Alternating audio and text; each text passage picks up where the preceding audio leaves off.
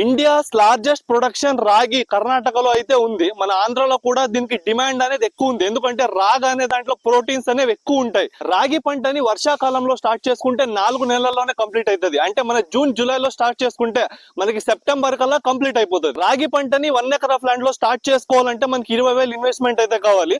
అది కూడా నువ్వు ఒక్కడే కష్టపడితే మాత్రమే 20,000 ఇన్వెస్ట్మెంట్ కావాలి, లేదంటే ఇంకా ఎక్కువ అవుతుంది.